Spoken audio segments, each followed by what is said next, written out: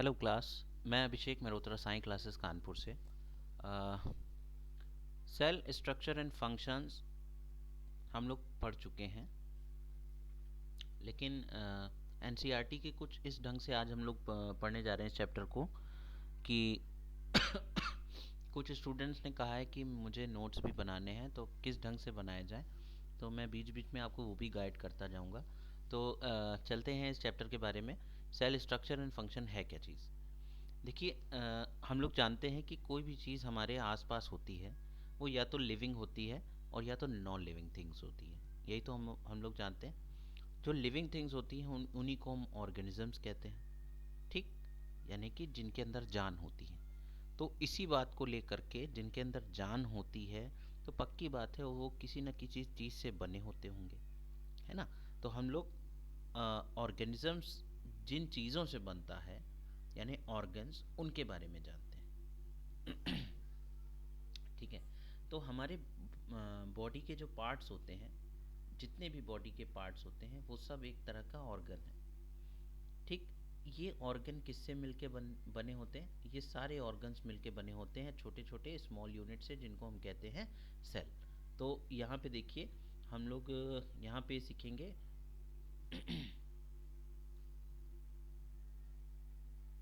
ये चीज़ जानेंगे हम लोग कि basic structural unit of organ जो होता है वो होता है cell. Cell is the basic structural unit of an organism. Cell को ब्रिक से कंपेयर किया गया है। जैसे ब्रिक को हम लोग देखते हैं, एक के ऊपर एक रखते हैं तो बिल्डिंग बन जाती है। उसी तरह सेल्स, ढेर सारे सेल एक के बाद एक चिपक चिपक के पास पास आते हैं, तो वो क्या बनाते हैं? टिश्यूज़ बनाते हैं, फिर ऑर्गन्स बनाते हैं, और ऑर्गन से हम लोग बनते हैं। तो सबसे पहले बात करेंगे, सेल की डिस्कवरी किसने की थी? कौन था वो बंदा जिसने सेल के बारे में हम लोगों को पूरी जानकारी दी? तो ये देखेंगे, रॉबर्ट हुक थे वो। ये कौन थे? रॉबर्ट हुक, जिन्होंने 1665 में ढेर सारे स्लाइसेस करी थी। किसकी? कॉर्क की। कॉर्क क्या चीज़ होती है? कॉर्क आपने देखा होगा, बोतलों के ऊपर हल्का सा ढक्कन टाइप का लगाया जाता था। तो वो कॉर्क जो होता था, उसके इन्होंने छोटे छोटे टुकड़े किए और उसको एक मैग्नीफाइंग डिवाइस से जूम करके देखने की कोशिश करी। उसमें उन्होंने देखा कि जब वो देख रहे थे तो छोटे छोटे पार्टीशंस बने हुए थे उसमें, कॉर्क की स्लाइस में। देखो फिगर में, ये ब्लैक कलर से दिखाया क्या है?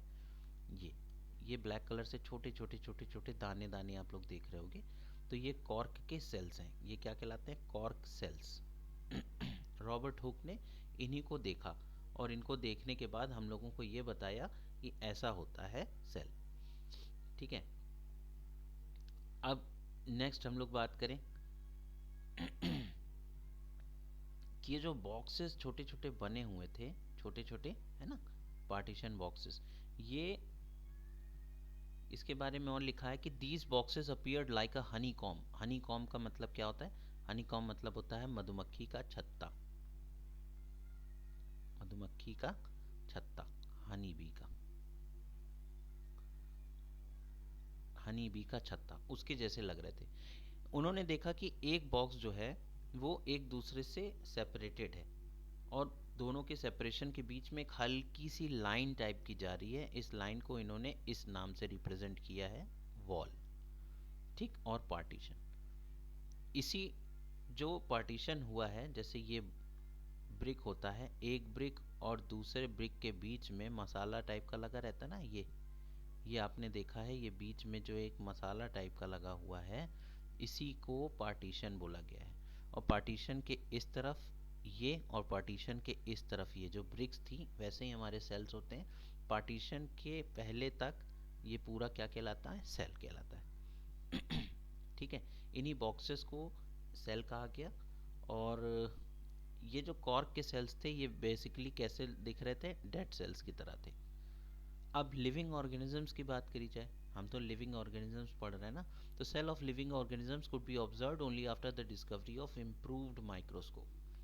अब जिस समय कॉर्क का डिस्कवरी करी गई थी, कॉर्क के सेल्स की डिस्कवरी करी गई थी, उस समय उतना मतलब बहुत पावरफुल माइक्रोस्कोप नहीं था ड्यूरिंग दैट टाइम। सो जैसे जैसे माइक्रोस्कोप्स भी अच्छे होते गए, एनहेंस्ड होते गए, उसके बाद जो लिविंग सेल्स थे उनको अच्छे से स्टडी करने के लिए इस्तेमाल करना शुरू किया गया।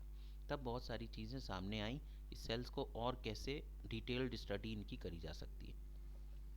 ठीक है, तो Robert Hooke very little was known about the cell for the next 150 years after Robert Hooke's observation।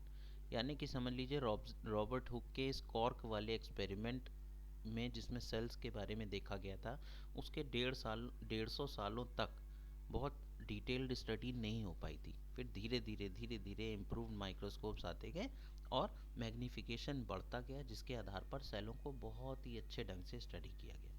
अब सेल के बारे में हम लोग और डिटेल में बात करना शुरू करते हैं यहाँ से कि both bricks in the building and the cell in the living organisms are the basic structure units. The building though built of small bricks have different designs, shapes and sizes. Similarly, in the living world, organisms differ from one another but all are made up of cells.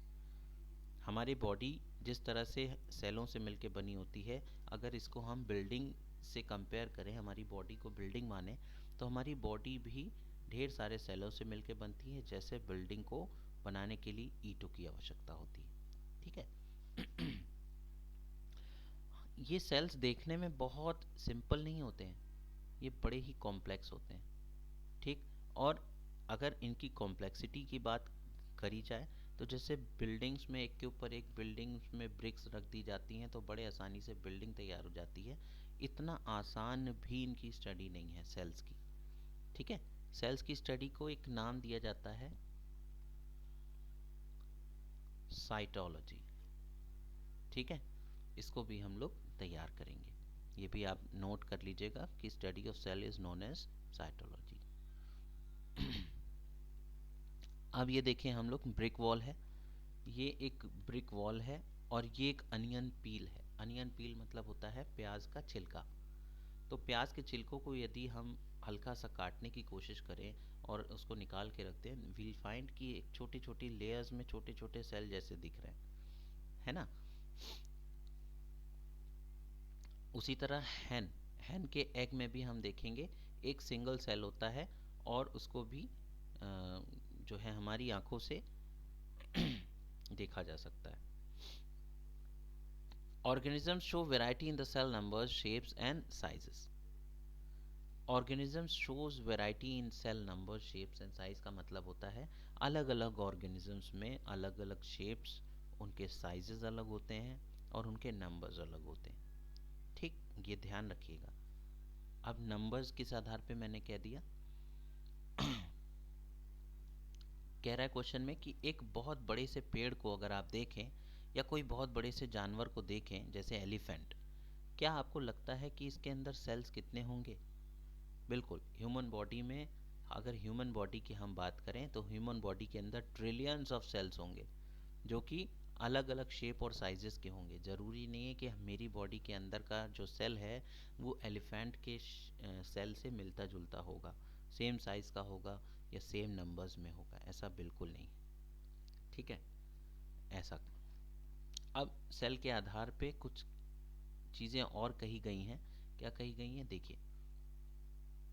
Organisms made up of more than one cell, एक से ज़्यादा cell वाले organisms को क्या कहते हैं? उनको कहते हैं मल्टी सेल्यूलर। क्या बोलते हैं? Multi cellular. नाम से ही पता चल रहा है मल्टी, मल्टी मतलब बहुत सारे, ढेर सारे। तो एक से ज़्यादा जिनमें सेल्स होंगे उनको मल्टी सेल्यूलर कहा गया। ठीक है, और हम लोग को क्या एक सेल से बने? पक्की बात है, हम लोग ट्रिलियंस ऑफ सेल से मिलके बने हैं। तो हम लोग ह्यूमन भी क्या है?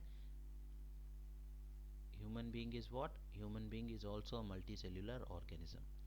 ठीक है, the number of sales being less in the smaller organisms does not in any way affect the functioning of the organisms. ऐसा नहीं है कि जो जानवर या जीव जंतु छोटे होते हैं, ह्यूमन बीइंग से भी छोटे होते हैं, उनके सेल कम हैं तो उनके अंदर फंक्शंस नहीं होगा, ऐसा बिल्कुल भी नहीं है।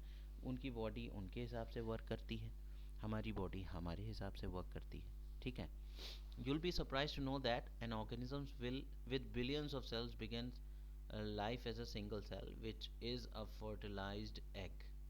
तो जो फर्टिलाइज्ड एग होता है वो एक सिंगल सेल होता है और उसी की वजह से पूरी बॉडी उसकी पूरी बॉडी जो है फंक्शनेबल बनती है और उसी की वजह से वो क्या कर सकता है, सरवाइव कर सकता है।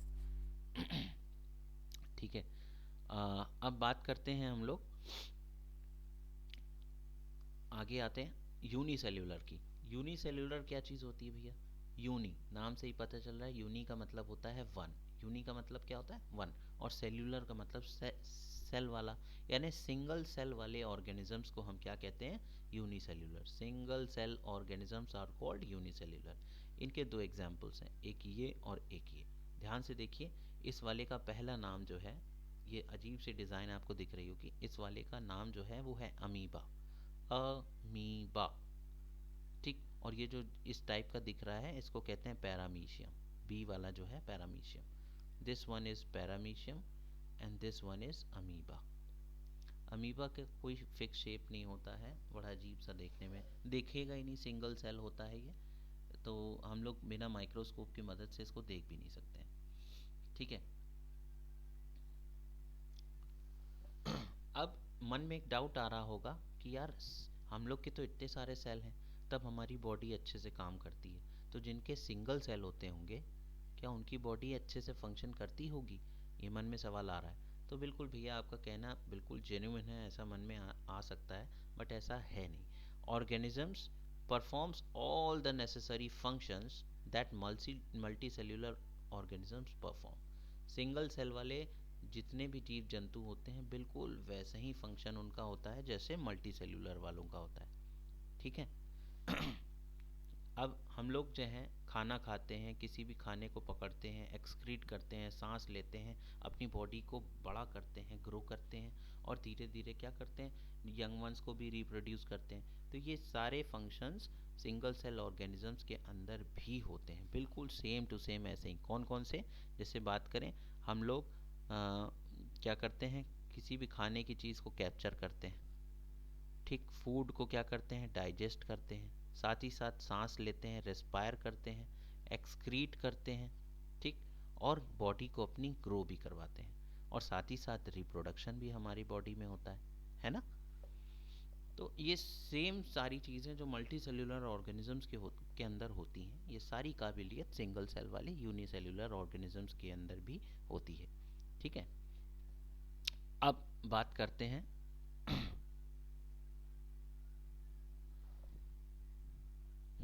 अब एक देखिए बात कही गई है,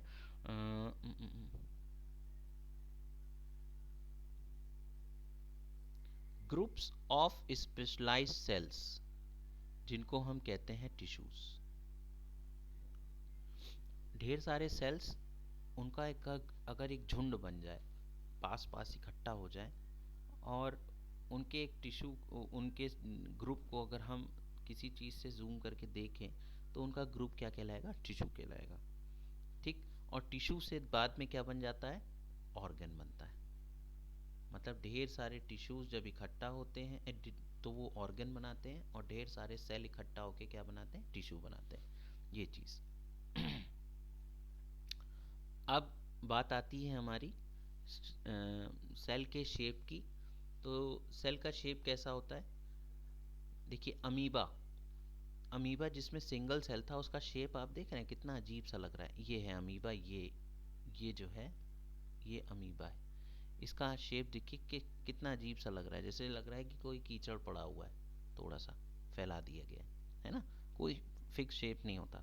तो वही इसके अंदर एक ही सेल होता है। सबसे बड़ी बात तो इसके अंदर एक ही सेल है, सिंगल सेल वाला ऑर्गेनिज्म है। तो अमीबा के शेप को हम लोग ने देखा होगा, हम लोग कह सकते हैं कि अमीबा का शेप कैसा है? इर्रेगुलर है। इसका मतलब amoeba has no definite shape, और शेप उसका फिक्स नहीं होता है। तो इसका मतलब है कि वो अपना शेप बदल सकता है, कभी भी वो सिकोड़ सकता है, अपने आप को लंबा कर सकता है, फैला सकता है, कैसा भी कर सकता है। यानी कि it keeps on changing its shape. ठीक है। अच्छा, उसकी बॉडी में छोटे छोटे क्या होते हैं? प्रोजेक्शंस लगे होते हैं, जिससे कि वो क्या करता है? आगे बढ़ता है। एक तरह का फीट होता है उसका, दिखाने वाला फीट, जिससे वो अपने आप आगे बढ़ता है। इसको कहते हैं हम सूडोपोडिया। क्या बोलते हैं? सूडोपोडिया। सूडो का मतलब होता है फॉल्स, ठीक है। सूडोनियम यानी कि एक ऐसा नाम जो कि आपने काल्पनिक है, ओरिजिनल नहीं है, सूडोनेम। तो सूडोपोडिया भी, पोडिया मतलब क्या होता है, फीट, ऐसे पैर जो देखने में आपको दिखाई नहीं देंगे कि ये पैर भी हैं, बट वो अपनी बॉडी के अंदर ऐसे छोटे छोटे प्रोजेक्शंस रखे रहता है जिसको वो कभी भी बड़ा करके अपनी बॉडी को फैला सकता है, श्रिंक करके छोटा कर सकता है, ऐसा, ठीक है। जब अमीबा आगे बढ़ता है, मूव करता है, तो उसके यही प्रोजेक्शंस क्या होते हैं, गायब हो जाते हैं। अब नेक्स्ट बात आती है हमारी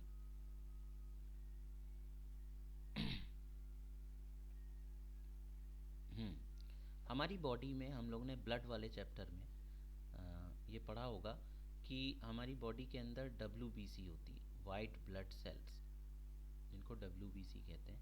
ये WBC ये भी क्या है, सिंगल सेल है। ये कैसा है, सिंगल सेल होता है, ठीक। और WBC का कभी भी, which can change it shape, ये अपना शेप बदल सकता है, ठीक। ये चीज़ समझिएगा।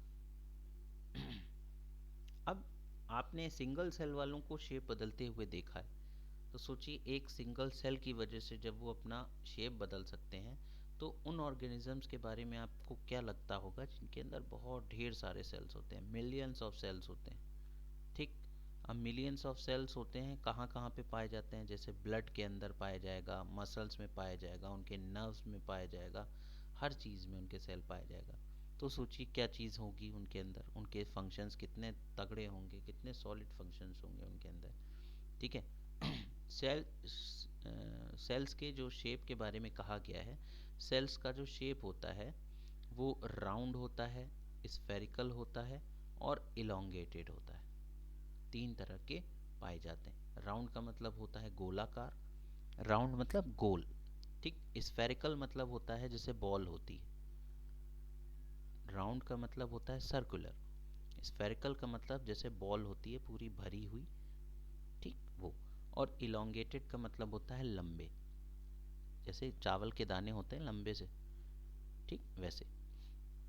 सम cells are long and pointed at both the ends, they exhibit spindle shape. कुछ के शेप कैसे होते हैं, स्पिंडल जैसे होते हैं, स्पिंडल शेप, ठीक।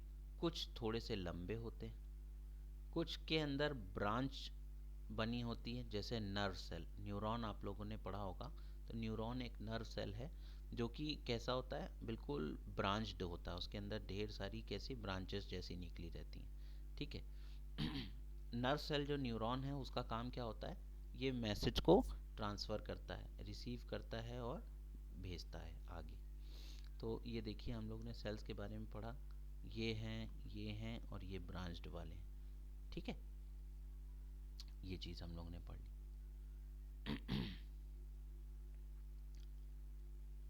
अब जो न्यूरॉन्स था उसके अंदर का पार्ट ये था कि ये हमारी बॉडी को कंट्रोल करता है और हमारी बॉडी को ब्रेन के साथ कोऑर्डिनेट करने का काम करता है, ठीक है। चलिए, अब शेप हम लोग ने पढ़ लिया। शेप में एक चीज़ और हम लोग पढ़ेंगे, सेल वॉल के बारे में। सेल वॉल, ठीक है। सेल वॉल क्या चीज़ होती है, सेल वॉल एक एडिशनल कवरिंग है सेल की। सेल वॉल स्पेशली पाया किस में जाता है, ध्यान रहे, सेल वॉल सिर्फ और सिर्फ प्लांट सेल में पाया जाता है, ठीक है। और बैक्टीरियल सेल जितने होते हैं उनके अंदर भी क्या होती है, सेल वॉल। यानी कि हम लोगों ने दो चीज़ें समझ ली कि सेल वॉल जो है वो किस में पाई जाती है, एक तो प्लांट सेल में पाई जाती है, ठीक। और दूसरी किस में पाई जाती है, बैक्टीरिया के सेल्स में। अब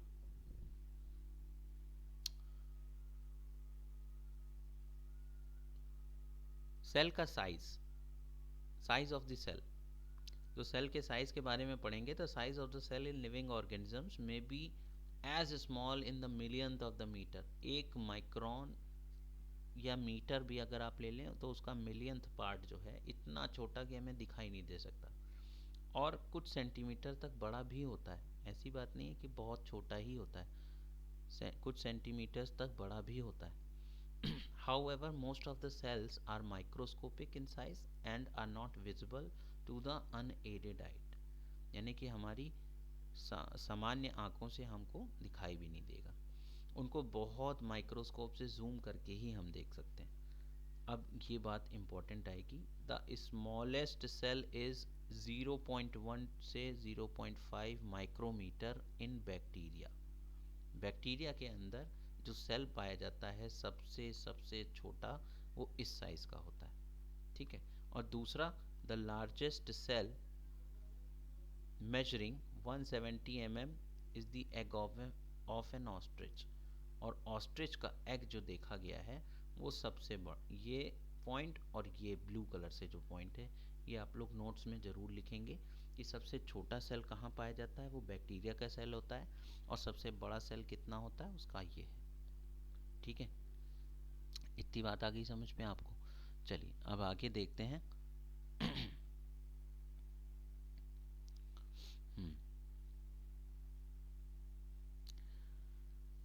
अब देखिए, किसी व्यक्ति का या किसी ऑर्गेनिज्म का साइज अगर बड़ा है तो उससे आप ये नहीं कह सकते हैं कि उसका सेल भी बड़ा होगा।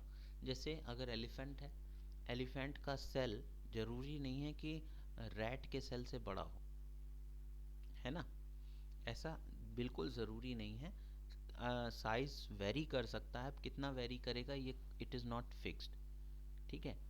लेकिन हम ये कह सकते हैं कि अगर वेरी करेगा भी साइज़, किसी भी सेल का शेप और साइज़ अगर चेंज हो जाए या उसका साइज़ बड़ा या छोटा हो जाए तो उससे उसके फंक्शनैलिटी में कोई असर नहीं होता है, ठीक है।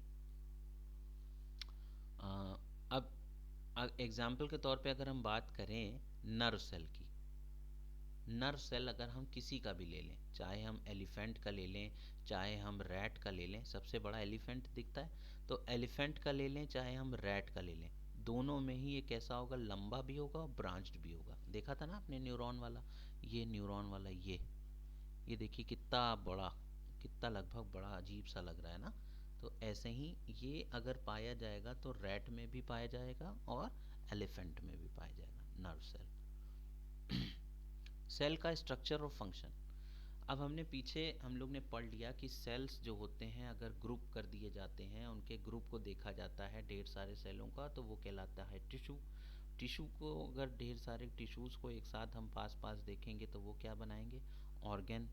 ऑर्गन ढेर सारे पास पास होंगे तो वो ऑर्गन सिस्टम बनाएगा, और ऑर्गन सिस्टम से क्या बनता है, ऑर्गेनिज्म बनता है। यानी कि अब हम लोग इस पॉइंट को समझ चुके हैं कि पहले सबसे पहले कौन मिलेगा, सेल मिलेंगे। ढेर सारे सेल जब इकट्ठा होंगे तो वो क्या बनाएंगे, वो बनाएंगे टिश्यू, टिश्यूज बनाएंगे। ढेर सारे टिश्यूज इकट्ठा होके क्या बनाते हैं, ऑर्गन बनाते हैं। और ढेर सारे ऑर्गन इकट्ठा हो जाएंगे तो क्या बनाएंगे, ऑर्गन सिस्टम। और ढेर सारे ऑर्गन सिस्टम से क्या बनता है, ढेर सारे ऑर्गन सिस्टम से बनता है ऑर्गेनिज्म। कोई भी ऑर्गेनिज्म यानी जीव ऑर्गन सिस्टम से बनता है, और ऑर्गन सिस्टम ऑर्गन से बनता है, ऑर्गन बनता है टिश्यूज से, और टिश्यूज किससे बनते हैं, सेल से। इतनी बात समझ में आ गई। तो टिश्यू के बारे में पीछे हम लोग पढ़ चुके थे कि tissue is a group of similar sales performing a specific function, ठीक है। अब सेल के कौन कौन से पार्ट होते हैं ये चीज़ हम लोगों को आनी चाहिए। पार्ट्स ऑफ द सेल, कौन कौन से सेल के पार्ट्स होते हैं, तो जिसमें सबसे पहला पार्ट हम पढ़ेंगे सेल मेम्ब्रेन का, ठीक। The basic component of the cell और cell membrane, cytoplasm and nucleus. तो भैया तीन तरह के पार्ट्स होते हैं। सबसे पहला होता है सेल का सेल मेम्ब्रेन, सबसे पहला पार्ट है सेल मेम्ब्रेन, दूसरा साइटोप्लाज्म, और तीसरा होता है न्यूक्लियस, ठीक। सेल मेम्ब्रेन जो होती है, मेम्ब्रेन नाम से समझ लीजिए, मेम्ब्रेन का मतलब एक बॉर्डर, एक ऐसा एरिया जो कि एक बॉर्डर जैसा हो, उसके अंदर ही सेल का सारा जो है हिसाब किताब अंदर सेव्ड हो, ठीक। यानी कि एक ऐसी boundary which is known as cell membrane. तो सेल के अंदर क्या क्या चीज़ें होती हैं? सबसे पहले सेल मेम्ब्रेन होती है, दूसरा होता है cytoplasm, this is number one, this is second number cytoplasm, and the third one is nucleus. Cytoplasm जो होता है वो कहाँ पे होता है? साइटोप्लाज्म के बारे में लिखा है कि the cytoplasm and nucleus are enclosed within the cell membrane. ठीक, सेल मेम्ब्रेन के अंदर ही साइटोप्लाज्म और न्यूक्लियस होता है, सेल मेम्ब्रेन के अंदर, जिसको हम क्या कहते हैं? प्लाज्मा मेम्ब्रेन भी कहते हैं। ठीक, अब हमने आपको बताया था कि जैसे ये ईटा लिया आपने और ये एक दूसरा ईटा लिया, दोनों ईंटे के बीच में ये जो आप ये जो देख रहे हैं, ये बीच की खाली जगह जो दिख रही है ना आपको हल्की सी, इसी को हम क्या कहते हैं? ये यही तो है जो कि अलग अलग कर रही है इस सेल ए को इस बी सेल से अलग कर रही है। ये वाले पोर्शन, ये वाला पोर्शन अलग कर रहा है, तो यही क्या कहलाती है? This is the membrane. ये क्या करती है? सेपरेट करती है सेल को एक दूसरे से, ए सेल को बी से सेपरेट करने का काम करती है सेल मेम्ब्रेन। ठीक है। अब प्लाज्मा मेम्ब्रेन क्या है?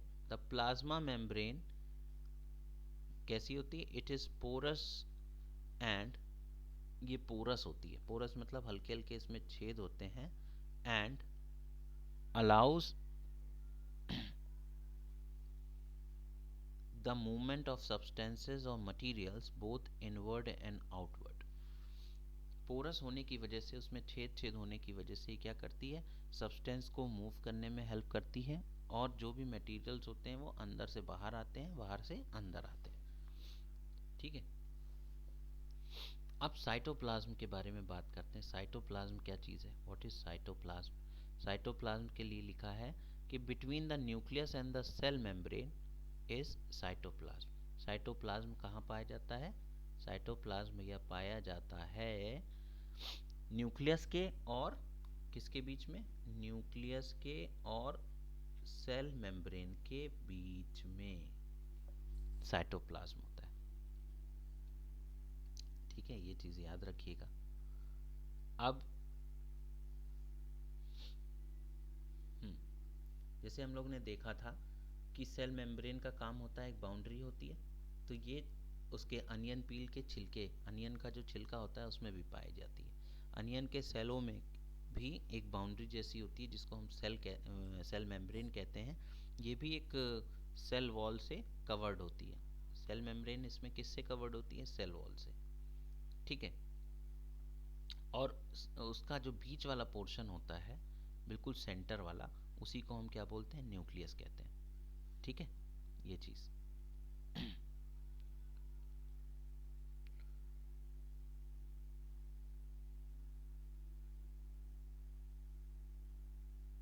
साइटोप्लाज्म के लिए हम लोग ने बताया था ये कैसा होता है? जेली लाइक होता है, जेली जैसा। तो ये जेली जैसा सब्सटेंस होता है जो कि न्यूक्लियस और सेल मेम्ब्रेन के बीच में होता है, जिसको हम साइटोप्लाज्म कहते हैं। अब सेल मेम्ब्रेन ही होती है जो कि किसी भी सेल को क्या करती है? शेप देती है। शेप कौन देता है? Cell membrane. ध्यान रखिएगा, अगर सेल मेम्ब्रेन नहीं होती, बाहर की बाउंड्री नहीं होती, तो आप कैसे पता लगाते कि ये चीज़ कहाँ तक फैली है, चौड़ी है, पतली है, लंबी है? तो सेल मेम्ब्रेन बाहर की बाउंड्री तो होती है, तो उससे पता चलता है शेप कैसा है सेल का। ठीक है। सेल मेम्ब्रेन के अलावा थिक लेयर जो होती है सेल मेम्ब्रेन के ऊपर, जिसको हम कहते हैं सेल वॉल, ये भी एक लेयर होती है जो कि सेल मेम्ब्रेन के चारों तरफ होती है। ये क्या करती है? प्लांट्स के अंदर होती है, प्रोटेक्शन करने का काम करती है। ठीक। अब किन किन चीज़ों से प्रोटेक्ट करती है? सबसे पहले ये बाहर के टेम्परेचर से, बहुत तेज़ जो हवा चलती है उससे पेड़ पत्तियां टूट ना जाएं, उससे भी बचा के रखती है। एटमॉस्फेयर में ढेर सारा मॉइस्चर होता है, उससे भी बचा के रखती है। ठीक है। हम्म हम्म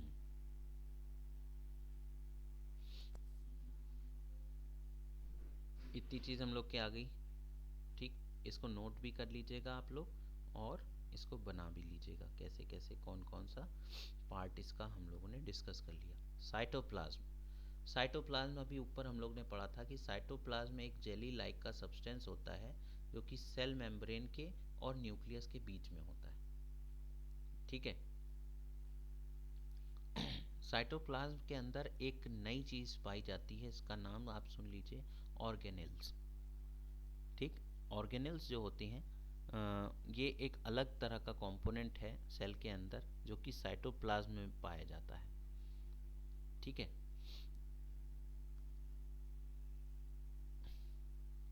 अब आगे जाके हम लोग पढ़ेंगे माइटोकॉन्ड्रिया के बारे में, गोल्गी बॉडीज के बारे में और राइबोसोम्स के बारे में।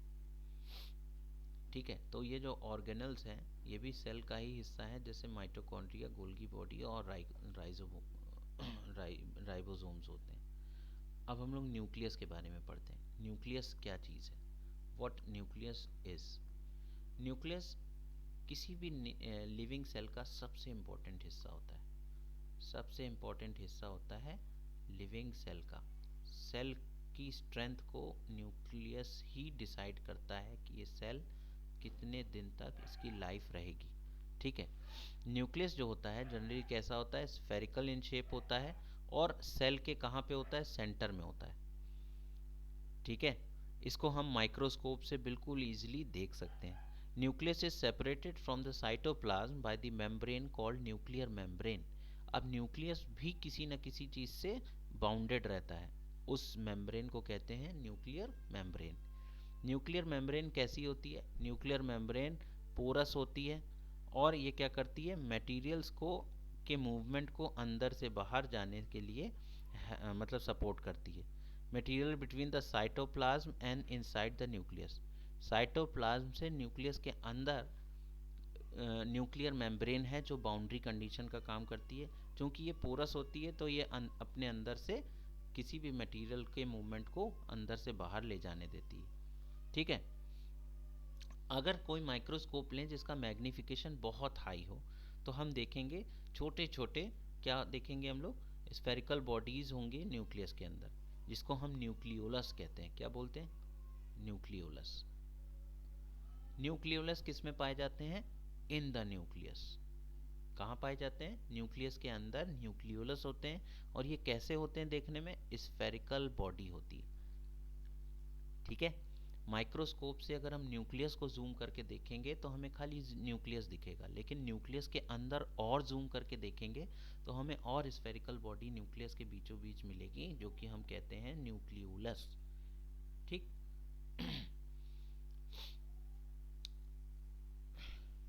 न्यूक्लियस के अंदर एक और चीज होती है, nucleus contains thread like structure, जिसको हम कहते हैं क्रोमोसोम। क्या कहते हैं, क्रोमोसोम।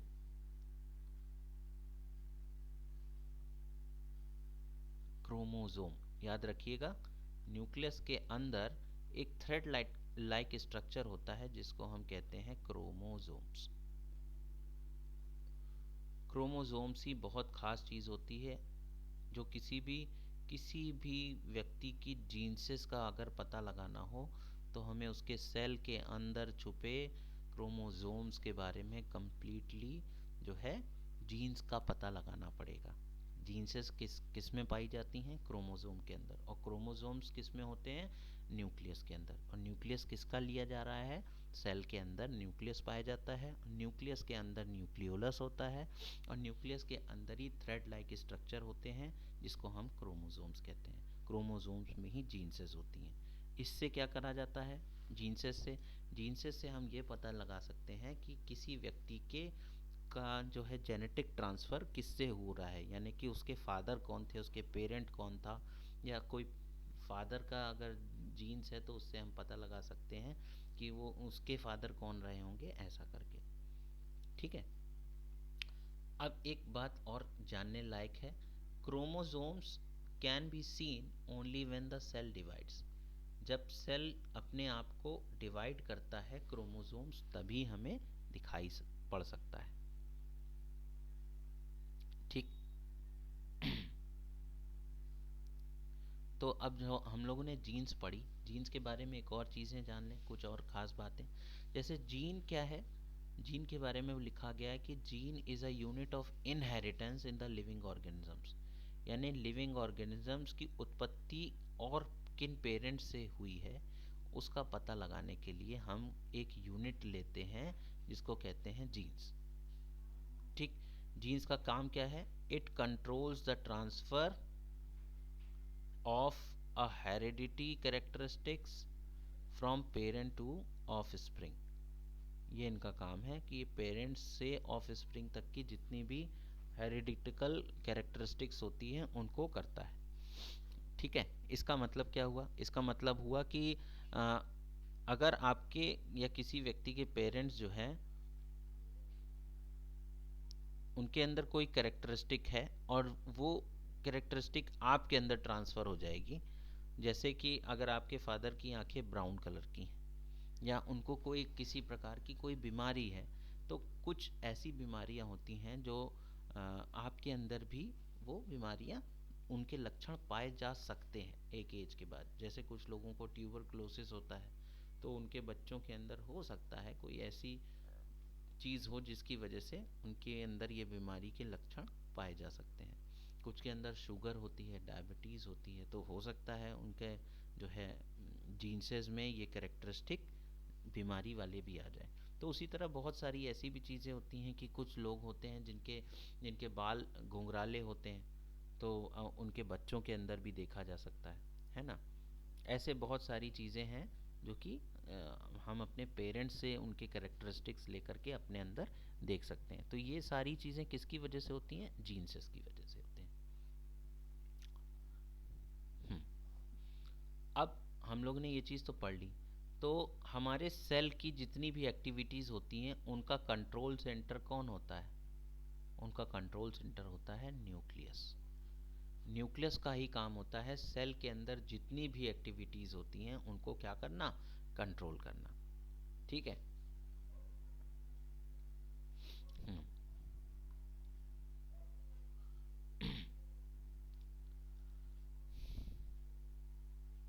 अब बात करते हैं प्रोटोप्लाज्म की। प्रोटोप्लाज्म, ठीक है।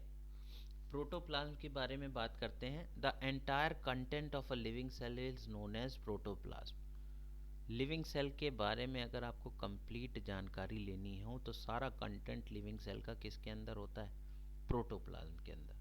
प्रोटोप्लाज्म के अंदर क्यों होता है? क्योंकि प्रोटोप्लाज्म में ही साइटोप्लाज्म होता है और न्यूक्लियस होता है। तो अगर आपको प्रोटोप्लाज्म के बारे में पता चल गया तो पक्की बात है आपको साइटोप्लाज्म के बारे में भी पता चल जाएगा, न्यूक्लियस के बारे में पता चल जाएगा, और साथ ही साथ न्यूक्लियस के अंदर जीन्सेस हैं और सेल्स हैं, कौन से? क्रोमोसोम्स वाले, उनके बारे में भी पता चल जाएगा। तो protoplasm is called the living substance of the cell. इसीलिए प्रोटोप्लाज्म को भैया क्या कहते हैं? Living substance of the cell. तो ये एक सवाल आ सकता है, which is known as the living substance of the cell। किसी भी सेल का लिविंग सब्सटेंस कौन होता है? तो आंसर आ जाएगा प्रोटोप्लाज्म। क्यों? क्योंकि प्रोटोप्लाज्म के अंदर न्यूक्लियस का और साइटोप्लाज्म का पूरा इंफॉर्मेशन जो है एक एक चीज़ की वो उसी के अंदर मौजूद रहती है। तो अगर हमें प्रोटोप्लाज्म के बारे में पता चल जाए तो हम एंटायर कंट्रोल सेंटर के बारे में पता कर सकते हैं सेल का। ठीक है।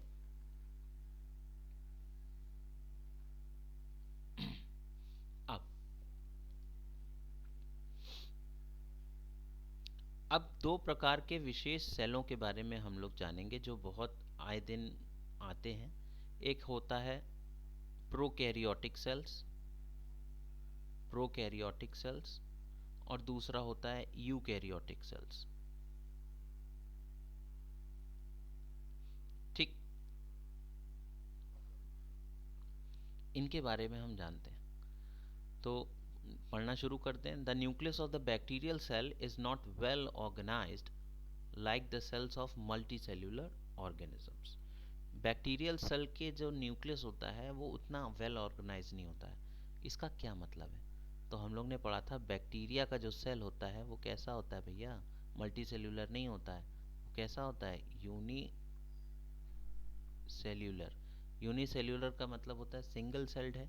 सिंगल सेल है तो एक ही सेल होगा और उस सेल के अंदर एक ही न्यूक्लियस होगा।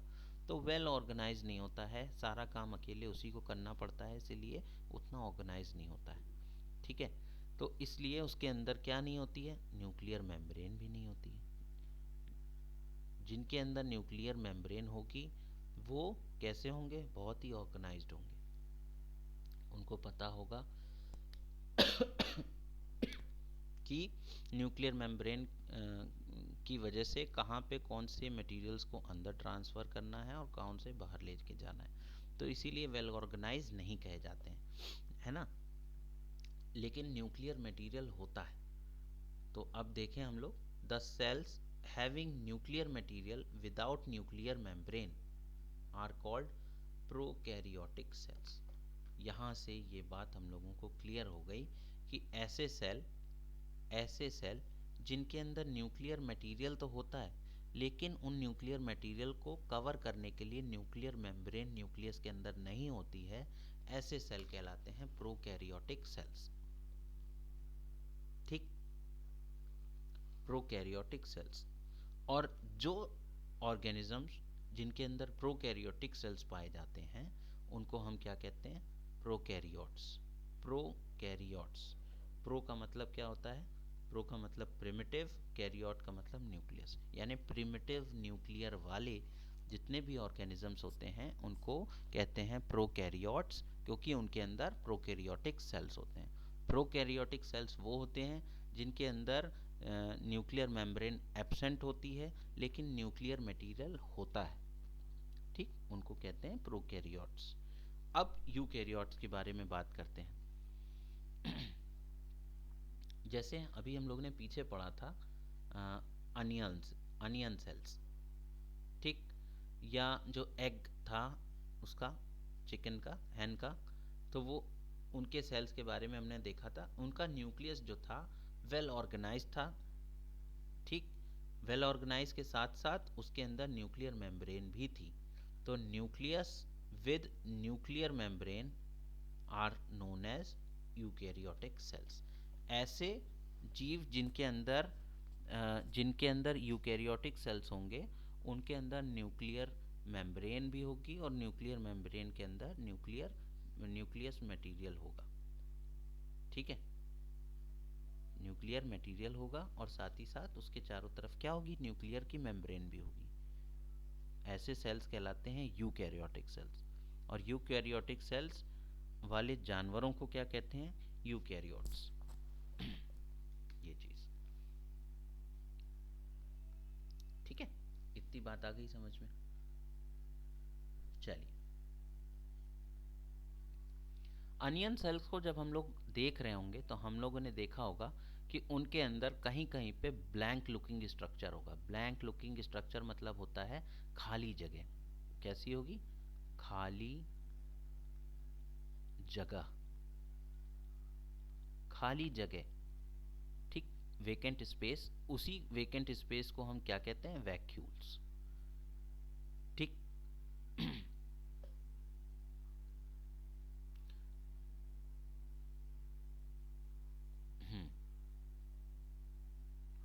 प्लांट्स के जो सेल्स होते हैं, large vacuoles are common in plant cell. बड़े बड़े खाली जगह, सेल्स के अंदर बड़े बड़े खाली जगह मिल जाएगी, उसको हम कहते हैं वैक्यूल्स। ये प्लांट सेल में कॉमन है। और दूसरा पॉइंट है, vacuoles in animal cells are very smaller. ठीक है। अब बाकी हम लोगों को अगला वीडियो भी बहुत बड़ी बन जाएगी, तो अगले वीडियो में मैं आपको प्लांट सेल और एनिमल सेल के बारे में भी डिटेल में बताऊंगा कि प्लांट सेल में क्या क्या चीज़ें होती हैं और वो कैसे कैसे काम करती हैं। तो अभी के लिए इस वीडियो में इतना ही रखते हैं, नहीं तो बहुत बड़ी वीडियो ऑलरेडी बन चुकी है।